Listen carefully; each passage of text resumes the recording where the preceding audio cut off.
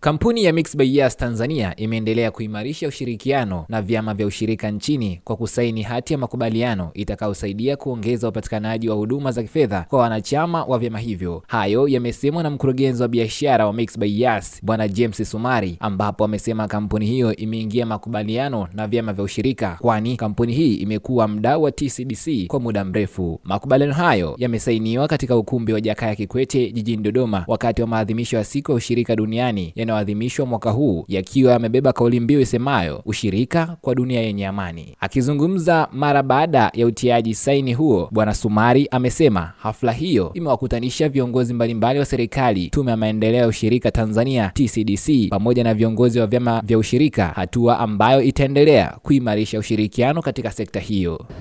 Leo tumepata fursa ya kuja Dodoma hapa kushiriki katika maadhimisho ya siku ya ushirika duniani inayoenda kwa kauli mbiu inayosema ushirika kwa dunia yenye amani. Tumepata fursa ya kukutana na viongozi mbalimbali wa serikali, lakini pia na viongozi wa vyama vya ushirika pamoja na Tume ya Maendeleo ya Vyama vya Ushirika TCDC. Tumeanza partnership yetu zaidi ya miaka 6 iliyopita.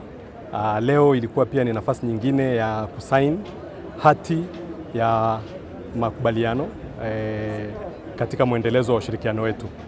Mixx kama kampuni ya huduma za kifedha tumekuwa mdau muhimu sana wa teknolojia wa TCDC pamoja na wakulima kwa ujumla. Aidha, Sumari amesema katika kipindi cha miaka 6 iliyopita zaidi ya wakulima 300,000 wameunganishwa kwenye huduma za kifedha kupitia mfumo wa Mixx by Yas, huku zaidi ya shilingi bilioni 700 zikilipwa katika sekta ya kilimo kupitia huduma hizo.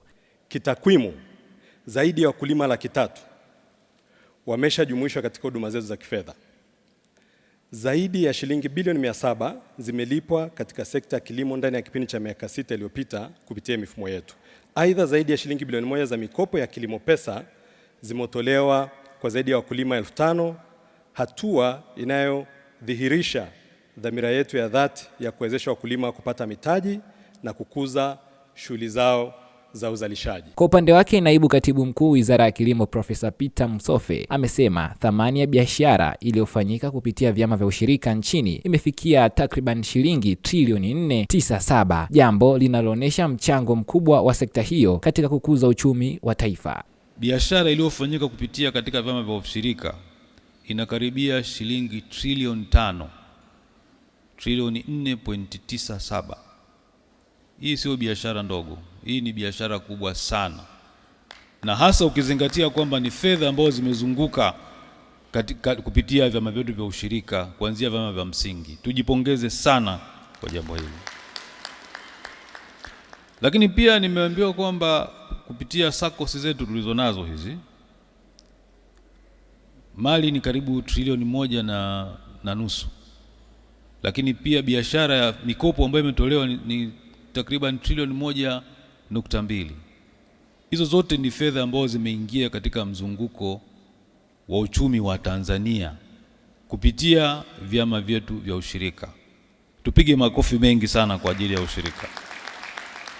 Maadhimisho ya siku ya ushirika duniani yameendelea kusisitiza umuhimu wa ushirika katika kuchochea maendeleo ya kijamii na kiuchumi, huku wadau wakihimizwa kuendelea kushirikiana ili kuongeza fursa za kifedha na maendeleo kwa wanachama wa vyama vya ushirika nchini. Nikiripoti kutoka Dodoma, langu jina ni Anwar Shabani na hii ni Taswira ya Habari.